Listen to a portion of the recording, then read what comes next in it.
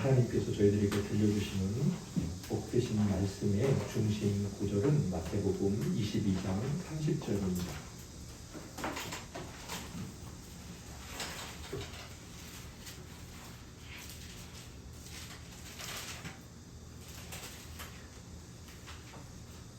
신약성경 38페이지 마태복음 22장 30절 우리 주님께서 이 땅에 계실 때 이렇게 말씀하셨습니다.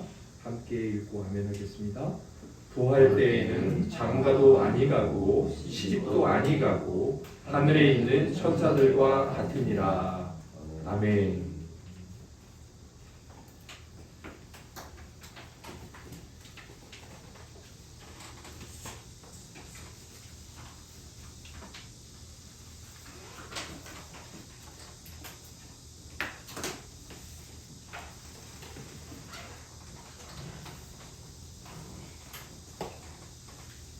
오늘 우리가 나눌 하나님께서 들려주셔서 나누게 할 말씀의 제목은 사람의 사중 상태와 자유의지의 정도입니다.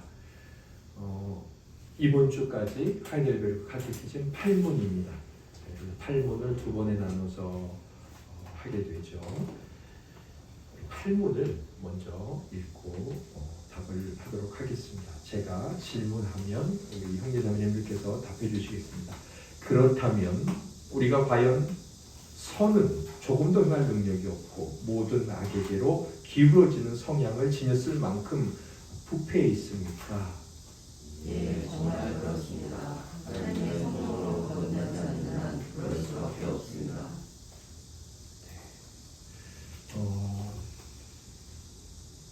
8문까지 왔는데 우리가 이 하이델베르크 카테키즘을 잘 암송하면 이 배우고 있는 내용은 설명은 빼놓더라도 이 8문과 답을 잘 암송하면 정말 큰 은혜가 되고 하나님 앞에 기도드릴 때 또 말씀을 드릴 때 너무너무 큰 은혜가 되고 이 하나님의 말씀이 정말 너무 큰 기쁨이 됩니다.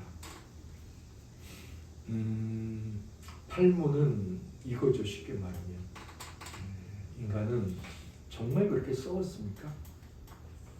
예, 성령으로 거듭나지 않으면 완전히 썩었습니다. 그걸 알려주는 겁니다. 몸이 아플 때 제일 먼저 해야 될 일이 뭐죠? 가서 의사의 진료를 받거나 스스로 내가 어디가 아프지 그 동작을 움직여보거나 만져보거나 하는 거죠. 의사에게 물어보는 것, 우리 스스로 검사해보는 것, 이거 이제 진료, 진찰이라고 하는데 그게 시작이죠. 얼마나 더 어느 부위가 아픈가. 그게 이제 회복의 시작입니다. 우리가 하이델베르크 카테키즘이 위로죠. 그것이 우리가 알려주는 것은 위로입니다. 회복인 건데 그 시작은 자기 점검이잖아요. 그래서 계속해서 지금 앞부분에서 자기 점검을 하고 있습니다. 우리를 살펴보는 거죠. 우리가 정말 어떤가. 썩었다.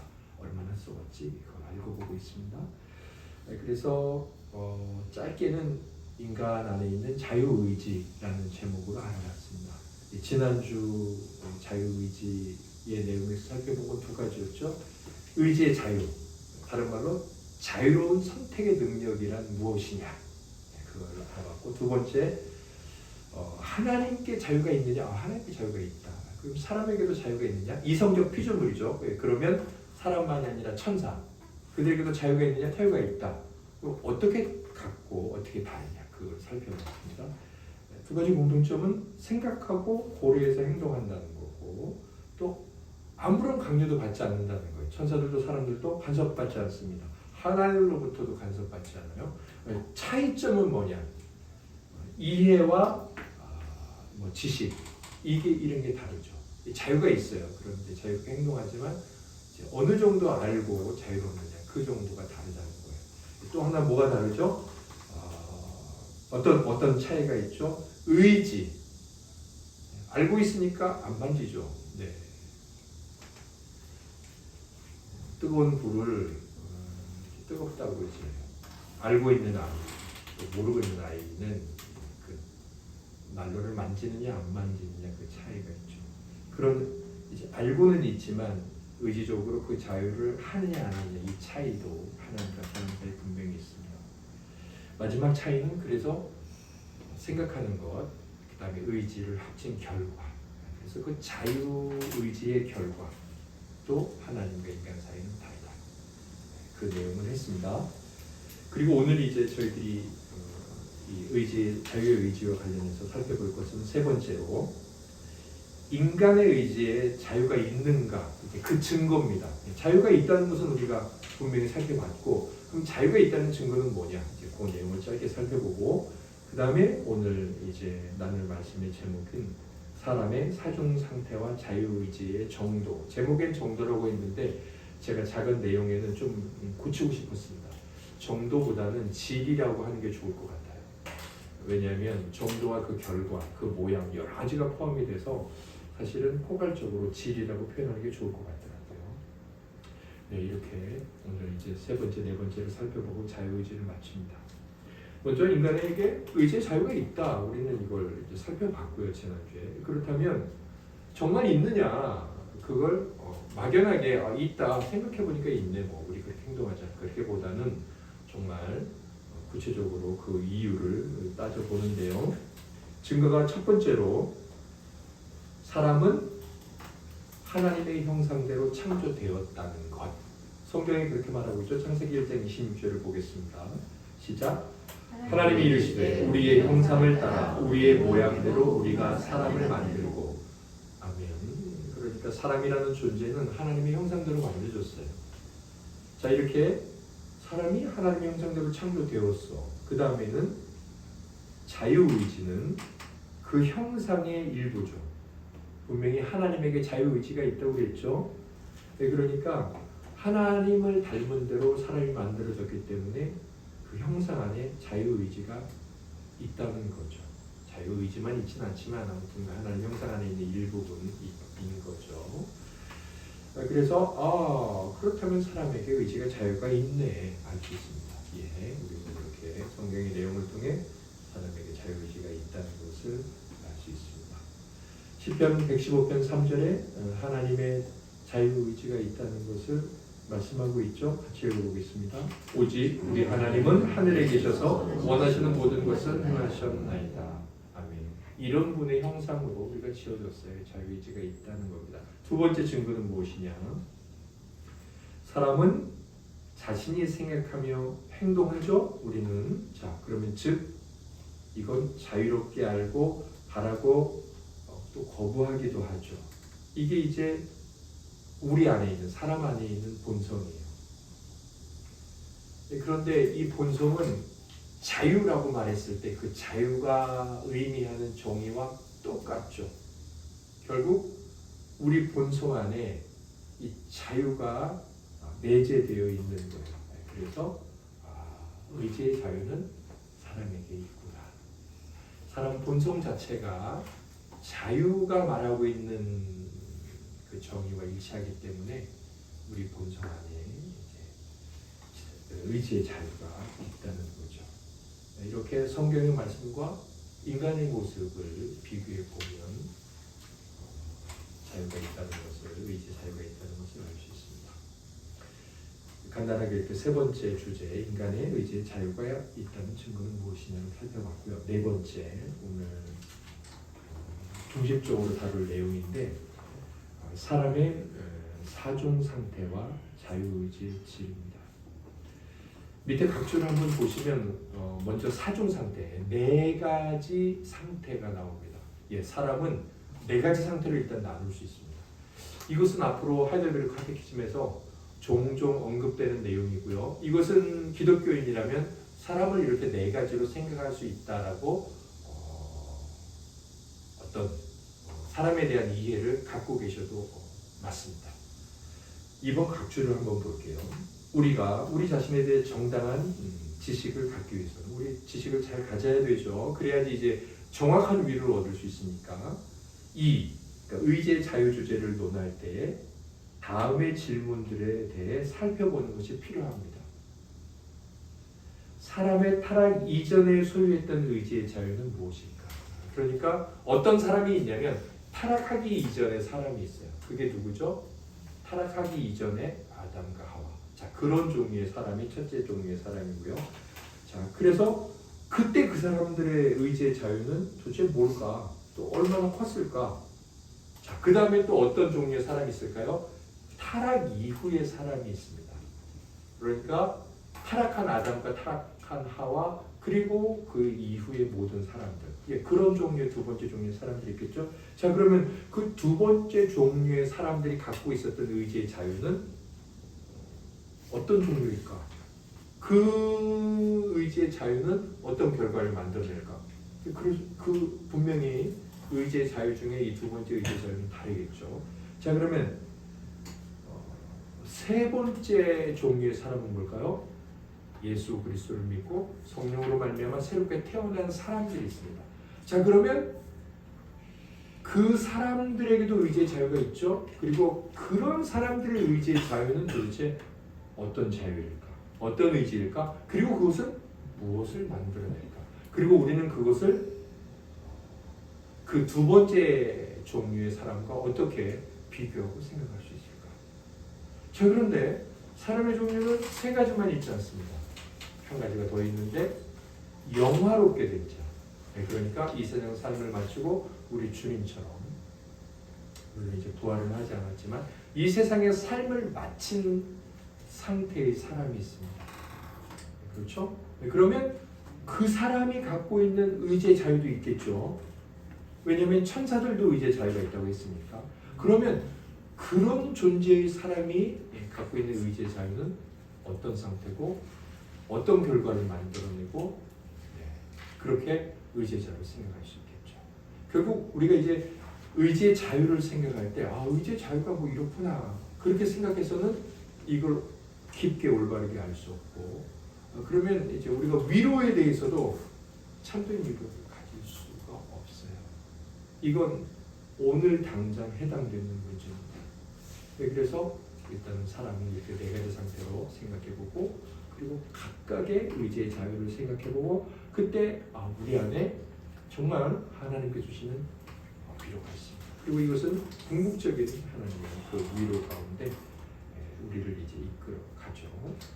사람의 사정 상태는 이렇게 간단하게 일단 요 정도를 살펴보고 한번 그 각각의 자유의지의 모습, 결과 한마디로 이제 지를 한번 살펴보겠습니다.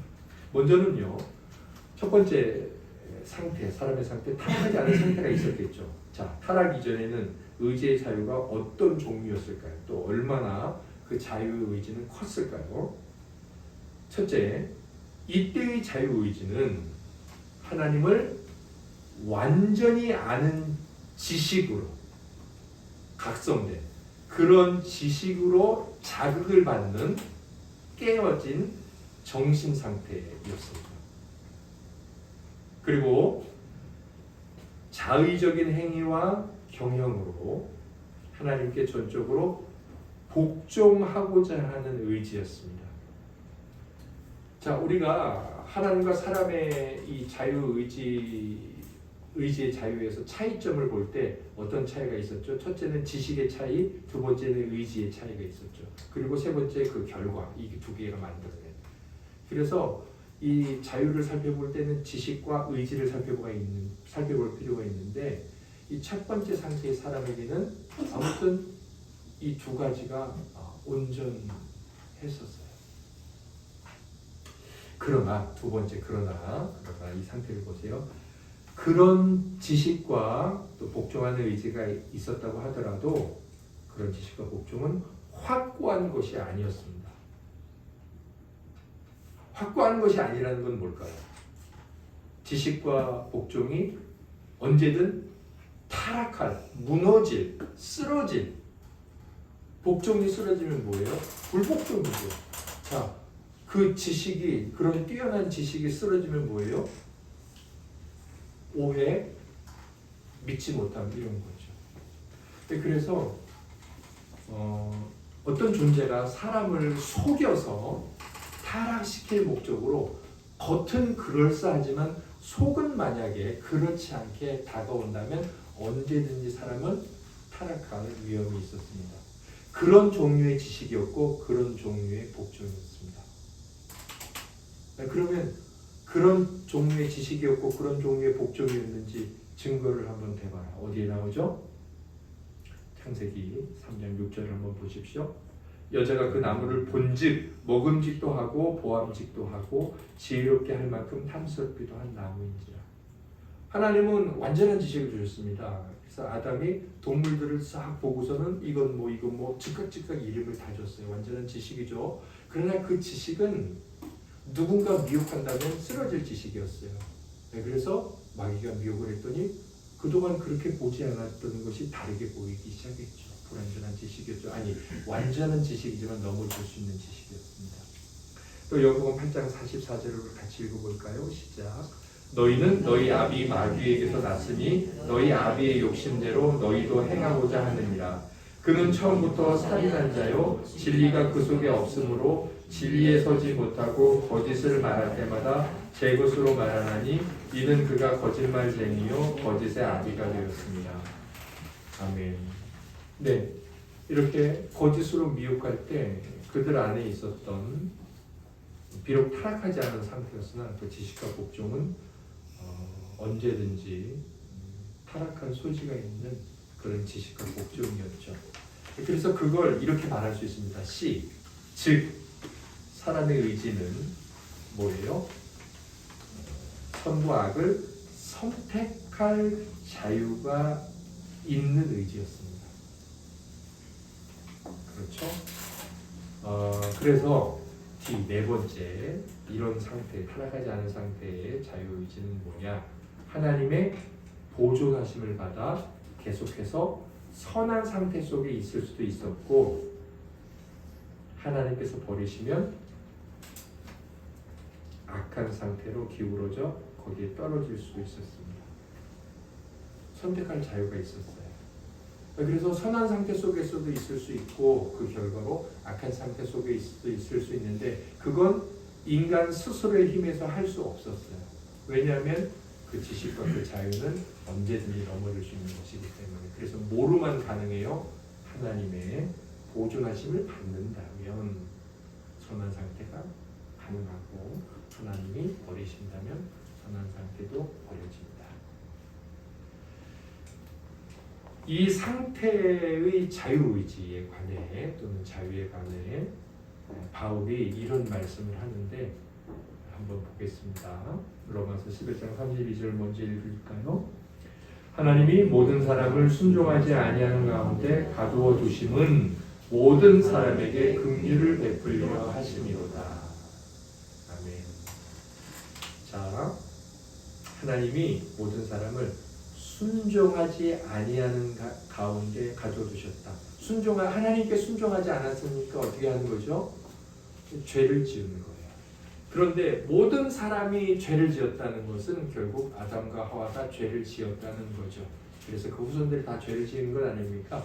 로마서 11장 32절에는 이 첫사람의 타락을 이렇게 암시하고 있는데 그래서 그 첫사람이 스스로의 선택에 의해서 살아갈 수 있는 자유의지를 주신 걸 그걸 말씀하는 거예요. 그런데 하나님이 그렇게 하신 것은 그러니까 그들에게 계속 아주 탁월한 지식과 절대로 넘어지지 않는 의지를 주셔서 마귀가 꼬셔도 절대로 넘어가지 않는 상태로 만드신 게 아니라 하나님이 자유의지를 주셨지만 그 자유의지 안에 있는 지식과 복종이 조금 불완전하게 그냥 그렇게 내버려 두셔서 결국 죄짓게 만들고 모든 사람까지 죄 안에 있게 하신 것은 그 다음에 보면 모든 사람에게 긍휼을 베풀려 하심이로다. 그러니까 그런 일들이 저절로 일어난 것도 아니고 하나님께서 나쁜 의도를 가지고 그렇게 만드신 것도 아니고 하나님이 뭔가 그렇게 다 일을 만들어서 뭔가 하나님이 좋게 보이려고 하시는 것도 아니고 여기서 말씀하고 있는 것은 하나님의 선택과 어떤 계획과 작정하심이 있었던 것이고 그것은 우리들을 사랑하시기 때문이다 라고 바울이 말하는 거예요. 그런데 이걸 하델베르 카테키즘에서 자카리스 우르시누스가 이렇게 표현을 해요. 너무 은혜롭고 아름다운 고백인데 초록색 글씨를 볼까요? 하나님께서는 그 깊으신 지혜로 첫사람을 타락의 가능성을 뛰어넘는 상태에 두지 않으셨습니다. 하나님이 정말 지혜가 있고 탁월하다면 우리를 완전하게 만들지. 그러나 그것보다 더 깊으신 지혜가 있으셔서 하나님은 그렇게 탁월하게 만들지 않으셨어요. 그게 더 깊으신 지혜예요. 자, 하나님께서는 그 깊으신 지혜로 그래서 마귀에게 유혹을 받지 않아 죄를 범하는 일이 없을 정도로 은혜의 큰 분량을 사람에게 베풀지 않으셨어요. 그러셨을 뿐만 아니라 오히려 그가 유혹을 받아 죄와 사망에게로 타락하도록 하시는 것이에요. 자, 이게 뭐라고요? 우리가 도무지 헤아릴 수 없는 하나님의 지혜라고요. 자, 그리고 다시 또 제가 사실은 이걸 더 첨가했습니다. 하나님의 그 기쁘신 지혜로 인해 이렇듯 사람들은 전면적인 멸망에 이를 수밖에 없었죠. 다 멸망했어요. 오직 하나님의 긍휼하심으로 말미암아 구원함을 받아야 했는데, 자, 전반적인 멸망도 하나님의 지혜고 하나님의 긍휼도 하나님의 지혜예요. 자, 이것은 하나님의 영원하고도 지극히 깊으신 그 지혜의 작정 없이는 이 땅에 온 세상에 아무 일도 행해질 수 없고, 그러므로 당연히 우리의 시조들의 타락도 분명 그 작정 속에 있었다는 것을 알려준다. 제가 이제 여기에다 강조를 하려고 하나님의 그 깊으신 지혜로 이것을 넣었어요. 우리는 이제 지금 사람의 사종 상태와 자유의지의 질을 다루고 있지만 이 안에서 교만하게 생각나는 이제 자꾸만 솟아오르는 하나님에 향한 질문들이 있죠. 아니 좀 사람을 완전하게 만드시던가, 아니 그걸 좀 없애놓고 유혹거리를 없애든가, 이런 여러 가지 교만한 지식이 나오죠. 아까 뭐라고 제가 기도를 드렸습니까? 이집트의 바로 누고가 자기의 용사들과 에티오피아의 용병들을 데리고 출정을 하면서 갑옷을 입어라, 큰 방패 작은 방패를 들어라, 창을 앞으로 향해라, 검을 뽑아라 할 때 여호와께서는 이렇게 말씀하시느니라. 예레미야 46장 4절에 주께서 말씀하시되 너희들은 지금 죽고 너희들은 도망가고 있구나. 우리가 하나님 앞에서 왜 이렇게 만들었지? 왜 이랬어야만 됐지? 이런 생각. 이게 더 좋은데 이런 생각은 지극히 교만한 생각이에요. 그래서 우리가 그러한 하나님을 인정하는데 뭐라고 고백할 수밖에 없어요? 바울처럼 하나님이 모든 사람을 순종하지 않은 가운데 가두어 두셨구나. 왜냐하면 모든 사람에게 긍휼을 베풀어 주시려고. 이렇게 고백할 수밖에 없죠. 자, 아무튼 사람의 사종 상태, 첫 번째 상태, 타락하지 않은 상태의 자유의지는 이런 모습이 있었습니다. 자, 두 번째, 사람에게는 어떤 상태가 있을까요? 어떤 종류의 사람이 있을까요? 이렇게 말할 수 있죠. 뭐냐면 타락 이후에 그 다음에 중생하기 이전, 예수 그리스도를 믿고 성령으로 거듭나기 이전의 상태가 있습니다. 또는 그런 사람이 있다고도 말할 수 있죠. 자, 이때의 의지의 자유는 어떤 모습일까요? 첫째, 이 상태에서도 의지는 자유롭습니다. 그러니까 예수 그리스도를 믿지 않는 자들 어때요? 자유롭게 살아가죠. 네, 오늘 뭐 놀든가 산에 가든가 뭐 자유롭게 살아갑니다. 돈 쓰는 것도 자유롭고. 자, 두 번째, 그런데 이 의지는, 이 자유의지는 오직 악한 곳으로만 이끌리고 그것을 지향하며 그래서 죄 밖에는 아무것도 행할 수가 없습니다. 왜 그러냐면요, 타락을 했잖아요. 그래서 이 지식과 의지에서 하나님에 관한 지식이 완전히 썩었어요. 그리고 의지도 썩었어요. 그래서 결과, 이 지식과 의지의 결과는 뭡니까? 죄죠. 그렇게 할 수밖에 없는 거예요. 선을 행할 수가 없는 거죠. 결국 어떤 외부적인 특별한 조치가 없다면 타락 이후에 중생하기 이전의 상태에서는 선을 행할 수가 없습니다. 그런 의지에서는 선이 나오지 않습니다. C. 결국 이 상태에서는 악한 것만을 선택하는 성향이 있습니다. 그러니까 이때의 자유는 완전한 자유인데 오직 만들어내는 이 자유의 의지는 악한 거예요. 하나님이 이것을 얼마나 정확하게 적나라하게 말씀하셨냐면 창세기 6장 5절을 보실까요? 함께 읽고 아멘하겠습니다. 시작. 여호와께서 사람의 죄악이 세상에 가득함과 그의 마음으로 생각하는 모든 계획이 항상 악할 뿐임을 보시고 아멘. 마음으로 생각하는 어떤 계획이 악하고 어떤 계획은 선한 게 아니라 모든 계획이 악하다고 말씀하셨습니다. 예레미야 13장 23절에는 아주 유명한 말씀이죠. 먼저 개역개정으로 볼까요? 시작. 구스인이 그의 피부를 표범이 그의 반점을 변하게 할 수 있느냐? 할 수 있을진데 악에 익숙한 너희도 선을 행할 수 있으리라. 아멘. 어느 정도 이해가 되죠? 세 번역은 더 잘 이해가 되실 겁니다. 구스인은 아프리카 사람이에요. 함께 읽어보겠습니다. 에티오피아 사람이 자기의 피부 색깔을 바꿀 수 있느냐? 표범이 자기의 반점들을 다르게 바꿀 수 있느냐? 만약 그렇게 할 수 있다면 죄악에 익숙해진 너희도 선을 행할 수가 있을 것이다.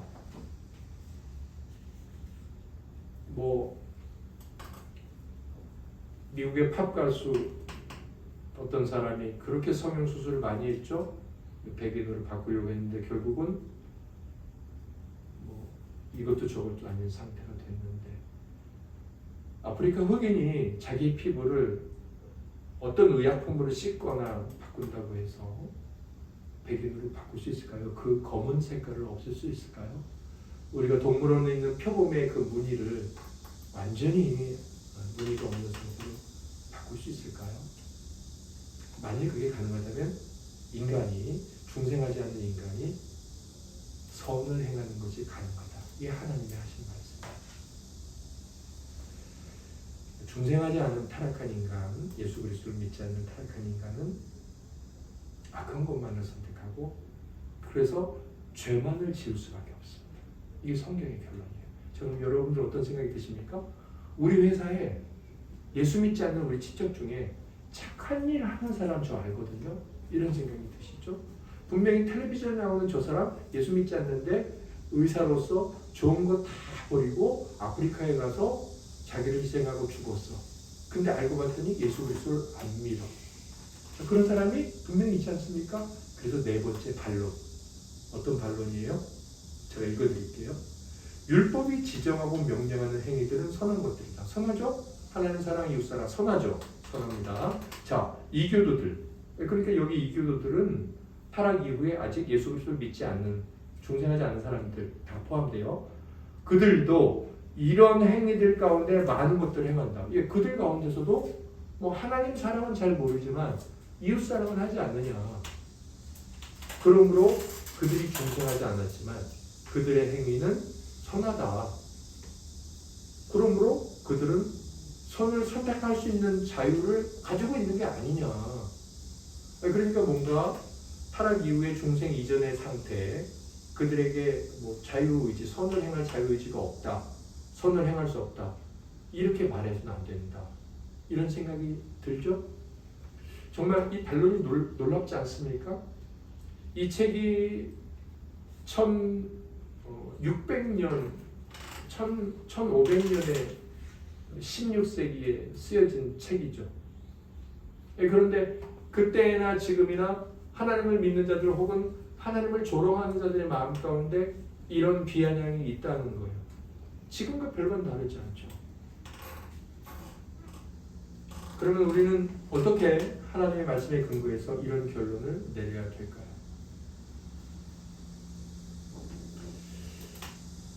제가 이제 다른 예화를 찾아보려고 했지만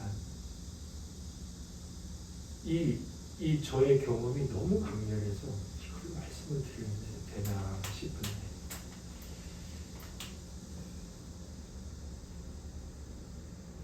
제가 이제 나가서 자비랑을 하고 있잖아요. 저는 이제 어르신들을 모시고 이제 말하자면 어린이집 같이 어르신들 집에 이렇게 모셔다 드리고 오후 시간에 댁에 모셔다 드리고 등교시키고 하교시키고 학교 가자고 합니다. 제가 어머니 학교 갈 준비 잘하고 계시면 제가 모시러 갈게요. 제가 20분 30분 전에 전화를 드려요. 그런데 전화드리지 않아도 이 보호자분들이 모시고 내려오는 어르신들도 계세요. 제가 처음에 갔을 때 이제 먼저 타시는 어르신이 그 다음 분을 모시러 가면 항상 효녀야 효녀, 진짜 저렇다 효녀, 이렇게 칭찬하는 분이 계셨고 그분의 부모님이 계셨습니다. 정말 제가 봐도 그분의 행동 하나하나를 보면 너무나 제 감동이었습니다.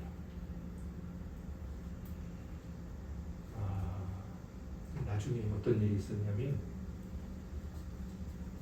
나와야 되는 시간에 늦게 나옵니다. 그리고 저에게 이제 일주일에 한 번, 두 번, 그러다 나중에 일주일에 5번, 오늘은 이때 와주세요. 오늘은 이때 와주세요. 오늘 이때 와주세요. 한 번 더 와주세요. 다음에 오세요. 그래서 운행을 다 마치고 다음에 간 적이 정말 한 달에 한 3분의 2 정도 됐습니다. 제가 해야 할 일이니까 저는 가죠. 왜 그랬냐면 그 이유가 너무 아름답습니다. 엄마가 지금 깨면 너무 피곤하실까봐 조금 깨우다가 안 깨우는 거예요. 엄마를 사랑해서 조금 더 주무시고 피로를 풀고 여유롭게 스스로 깨어날 정도가 되면 그때 가서 활동하면 우리 엄마가 건강하고 좋아합니다. 네. 그 모든 이유는 엄마에게 초점이 가 있습니다. 부모를 사랑하는 것은 성경의 뜻이고 인간의 본성에 합당한 선입니다. 그러나 그 선은 다른 어르신들이 살아가야 될 삶, 그분들의 시간, 그분들의 권리를 해롭게 합니다. 그리고 부여된 어떤 기관의 질서를 깨뜨립니다. 그리고 또 다른 누군가를 불편하게 합니다.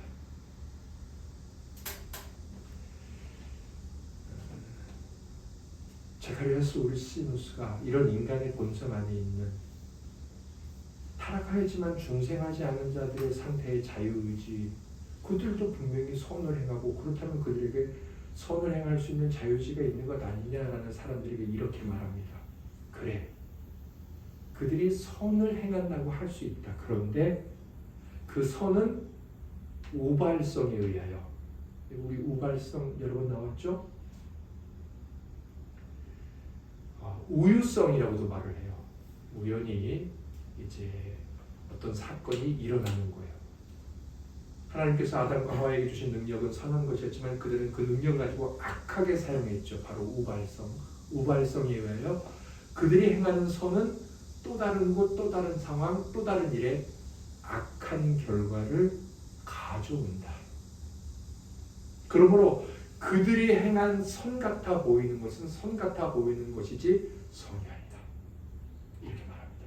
그리고 두 번째, 그들이 행한 선은 하나님이 의도하시는 것과 하나님이 목적으로 하는 것, 그 의도와 목적, 그리고 하나님이 말씀하신 방법과 다르다.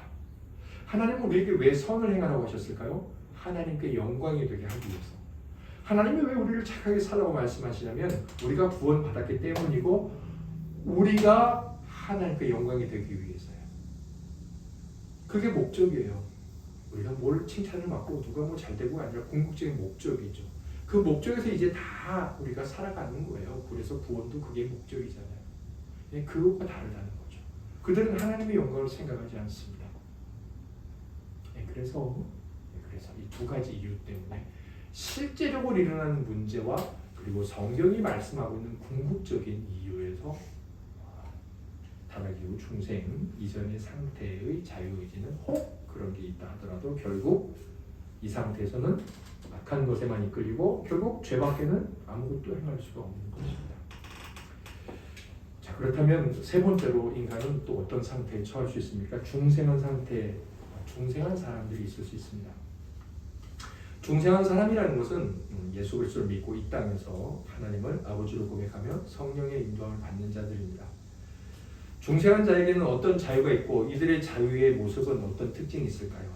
첫째, 이 상태에서도 의지는 자유롭습니다. 그렇죠? 여러분들은 중생하셨습니까?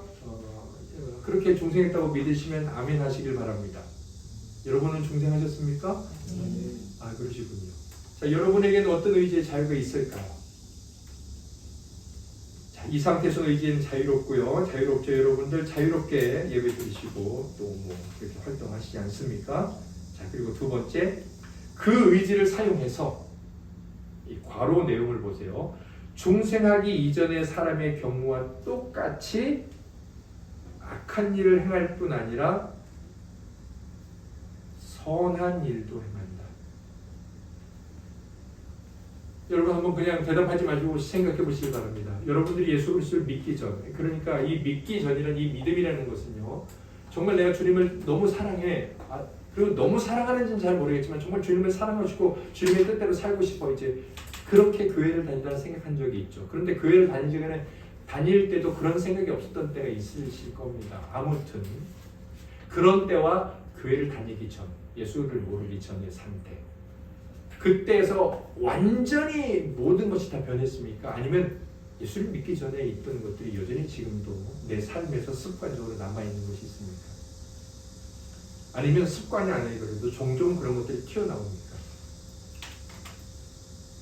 제 경험을 보면 종종 튀어나와요. 많이 줄어들고는 있는데요. 튀어나옵니다. 튀어나오지 않아도 제 생각 속에는 있어요. 저 여러분들은 중생했지만요. 중생하기 이전의 사람의 경우와 똑같이 우리는 악한 일을 합니다. 그런데 선한 일도 합니다. 이 B를 보면요. 우리는 이 두 번째 상태의 사람과 별반 다를 게 없어요. 로마서 7장 19절에 바울이 이렇게 말을 하죠. 내가 원하는 바 선은 행하지 아니하고 도리어 원하지 아니하는 바 악을 행하는도다. 예, 바울도 그랬어요. 분명히 바울입니다. 악을 행해요. 이 밑에 5번 각주를 한번 보시길 바랍니다. 자, 이때의 자유의지가 저와 여러분입니다. 선한 일과 악한 일을 모두 선택하고 행하는 이유들은 다음과 같다. 첫째, 중생한 자들의 정신과 의지가 금생 이 땅에서는 완전하게 새로워지지 않기 때문입니다. 아직 우리들에게 정신과 의지, 이 정신에는 지식이 포함이 되죠. 완전히 새로워지지 않았습니다.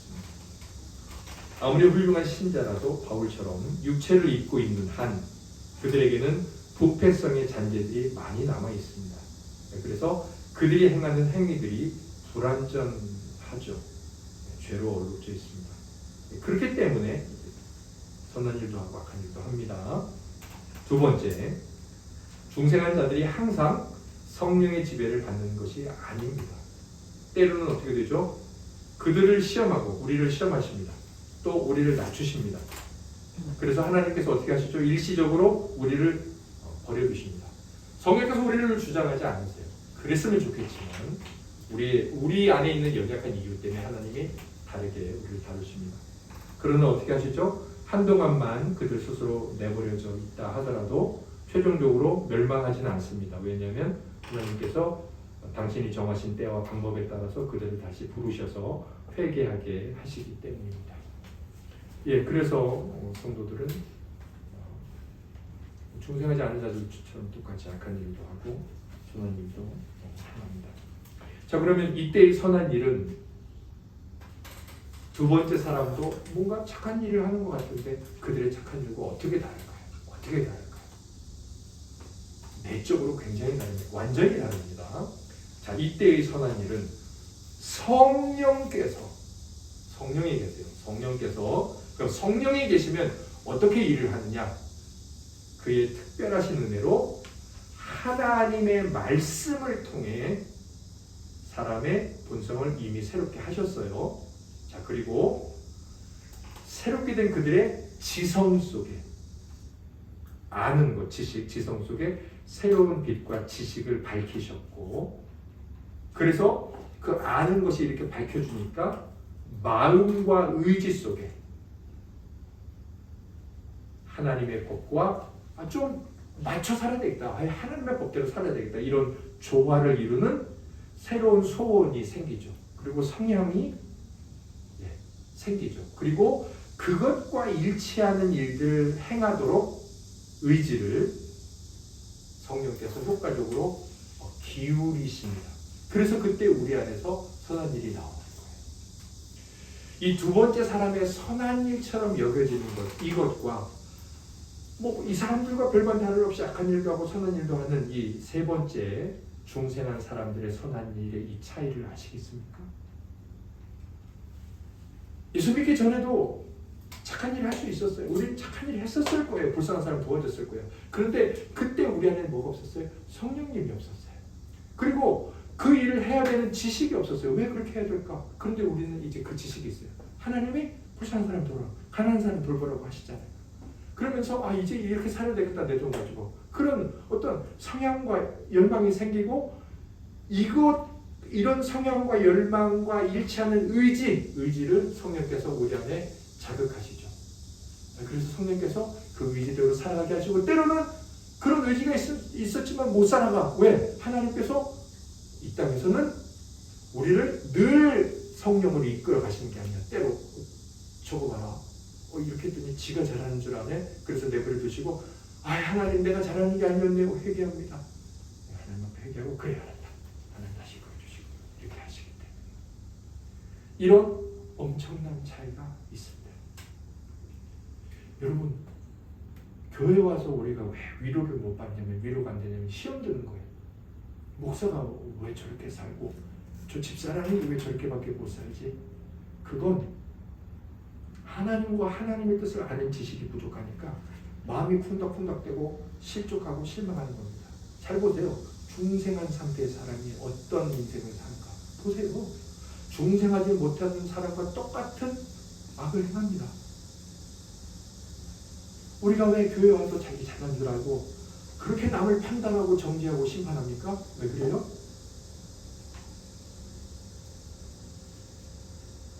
왜 그러냐면 자기 자신과 타인의 온전한 상태를 모르기 때문입니다.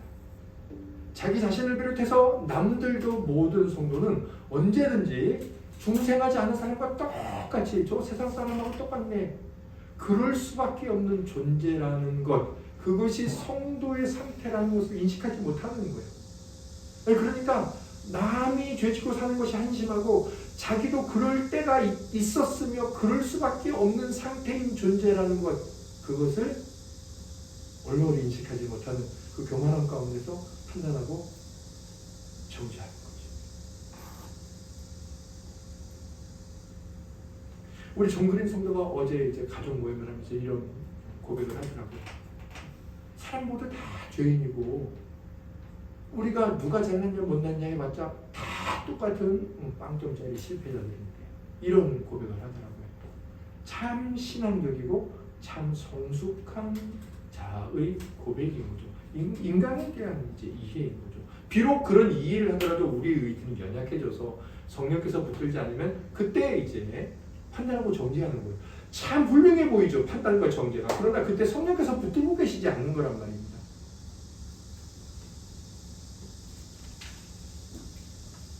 그래서 하나님께서 성도들 안에 이렇게, 우리 안에 이렇게 성령이 역사하시면 그 결과에 대해서 놀랍게 이제 성령의 역사를 구약에서 말씀합니다. 신명기 30장 6절을 볼까요? 시작. 내 하나님 여호와께서 내 마음과 내 자손의 마음에 할례를 베푸사 너로 마음을 다하여 뜻을 다하여 내 하나님 여호와를 사랑하게 하사 너로 생명을 얻게 하실 것이며. 아멘. 거룩한 변화를 주시는 거예요. 그래서 우리는 이런 세 번째 상태의 자유의지에 관해서 이렇게 말할 수 있습니다.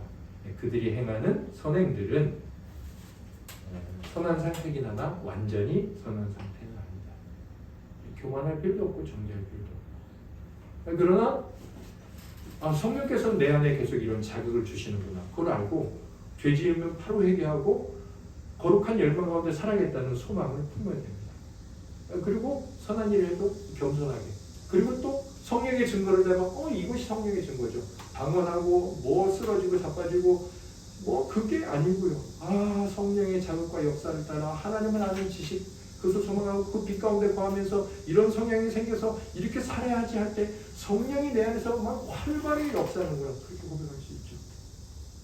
얼마나 하나님의 역사와 성령의 일하심이 우리 안에 밝게 보여지고 얼마나 큰 위로가 됩니까? 소망이 넘칩니까? 자, 마지막 이런 사람이 있을 수 있어요. 어떤 사람? 영화롭게 된 사람. 그런 상태가 있을 수 있겠죠. 영화롭게 된 상태. 자, 그러면 그때의 자유는 어떻게 될까요?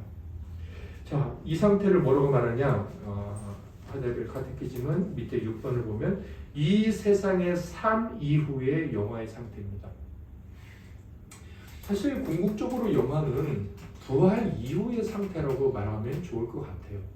그러나 어떤 이 자유의지의 부패성을 생각해 볼 때 이 땅에서 이 땅을 떠나는 순간 이제 영화로운 상태로 볼 수 있죠. 사실 우리가 주님과 같아졌다라고 했을 때는 주님은 부활까지 하셨기 때문에 그러나 이제 그런 어떤 근거는 조금 작은 차이니까 조금 내버려 두고요.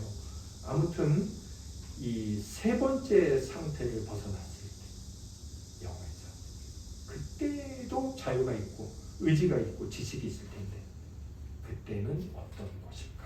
첫째, 자, 이 상태에서는 사람의 의지가 악이 아니라 선만을, 여기서 중요한 자는 악과 선도 중요하지만 만도 너무 중요합니다. 선택할 자유를 갖게 됩니다. 정말 놀라운 자유 아닙니까? 제가 이 말씀을 정리를 하면서 오 주여 이 자유를 원합니다. 정말 악한 것을 보면 정 떨어지는 거예요. 저기 100억이 있어. 그런데 거기 1원만큼의 악이 있어. 여기는 1원의 선이 있고 1원이 끝이야. 그러면 이 1원 갖는 거예요. 이 마음에서 조금이라도 저게 아까워, 저거 포기하면 어떻게 돼? 이런 마음이 전혀 없는 상태.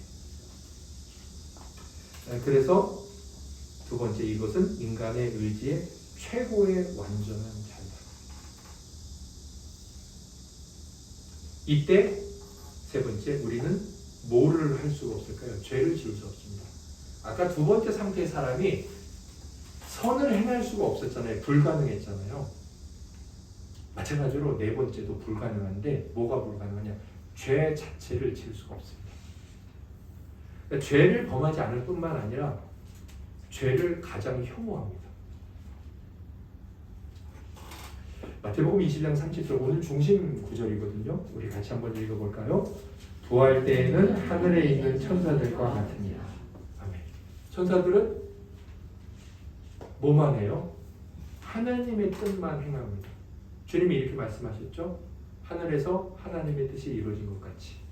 그러니까 하늘에서는 하나님의 천사들이 하나님의 뜻을 이루죠. 근데 하나님의 뜻만 이루어요. 땅에서는 어때요? 우리는 어때요? 내 뜻도 이루고 하나님의 뜻도 이루고. 결국 주님께서 말씀하신 건 사두개인에게 부활을 가르치고 있지만 이 말씀 중에 30절 딱 떼놓으면 부활 때 천사들 같이 된다. 이 안에 여러 가지 의미가 있는데 시집장가 간다는 이런 육신의 생리적 모습, 기능을 말씀하기도 하지만 우리는 이 안에서 주님의 기도를 생각하며 천사들은 하나님의 뜻만을 수행하는데 결국 영화롭게 된 상태의 성도도 그렇구나. 결국 그들은 죄를 지을 수 없다는 거죠. 죄를 지은 건 그런 거룩한 천사들이 아니라 버림받은 천사들, 타락한 천사들, 마귀, 사탄이. 자, 이 말씀을 볼 때 그렇구나. 우리는 죄를 아예 지을 수가 없다. 회개가 필요 없죠. 네 번째, 선한 것 외에는 뜻할 수가 없게 되죠. 악은 뜻할 수가 없습니다. 그러나 그들의 선택의 능력은 지금 현재보다 그 자유의 범위가 훨씬 더 넓어질 것입니다. 자, 자유의 범위가 넓다 그랬을 때 선택할 게 많은 거잖아요. 5개가 있고 10개가 있어. 어떤 게 더 선택의 범위가 넓습니까? 10개죠. 그런데 곰곰이 생각해 보니까 선이 있고 악이 있네. 그런데 선만 선택해. 그럼 좁아진 건 아닙니까? 그런데 오히려 선만 선택하는 상황인데 선택의 범위와 능력은 더 넓어졌다는 거예요. 더 완전해졌다는 거예요. 이게 말이 됩니까? 말이 되죠. 왜? 하나님이 그러니까. 자, 하나님은 어때요? 하나님은 악을 선택할 수 없는 분이에요. 오직 선만 선택하시죠. 그런데 우리가 뭐라고 말하죠? 지난주 하나님의 선택에서 하나님의 선택은 지식적으로도 완전하고 의지적으로 완전하다. 하나님의 선택은 가장 넓고 완전하다. 그러므로 우리도 그때의 선택, 이 영화로운 상태의 선택은 가장 넓고 완전하다. 비록 선만 선택하지만 뭐 비록이라고 말하기에는 좀 표현하기는 그렇죠. 자, 그래서 이때 우리는 영원토록 완전한 순종을 하나님께 드리게 될 것입니다. 그러니까 이제 우리도 이제 우리의 선도 변하지 않는 선이에요. 불변하는 선, 영원한 선입니다. 그게. 그래서 오직 선한 것만 좋아해요. 선한 것에만 이끌리고 그것을 사랑하고 결국 그것을 선택하고. 그래서 선한 것 말고는 행할 수가 없죠. 하나님을 사랑할 수밖에 없어요. 그래서 이 F가 조금 중요한데요. 하나님께서 이제 우리를 예수 그리스도를 믿게 하고 이 세상을 다시 회복시키면 에덴 동산이 될까요? 에덴 동산? 아니요. 에덴 동산보다 더 나은 상태가 됩니다. 그래서 이 주님께서 부활하시고 이 땅에 하나님 나라가 새 예루살렘 성이 임하면 그것은 에덴 동산보다 더 좋은 곳이 됩니다. 왜냐하면요, 우리의 상태는 타락하기 이전에 아담의 상태보다도 훨씬 더 탁월한 상태가 될 것이기 때문에 그런 존재가 사는 곳이니까 에덴 동산보다 더 좋아졌어요. 여러분, 아담과 하와 상태로 돌아가고 싶습니까? 안 돼요. 그 상태, 우리가 첫 번째 상태를 봤잖아요. 그 상태는 어때요? 지식도 완전하고 하나님께 복종하고자 하는 의지도 뭐 충만했지만 타락할 가능성이 있었잖아요. 우리가 예수 그리스도 안에서 생명을 얻었는데 그 생명 가지고 타락할 가능성이 있으면 누군가 속이면 그런 상태로 영원히 살 수 있습니까? 살 수 없단 말입니다.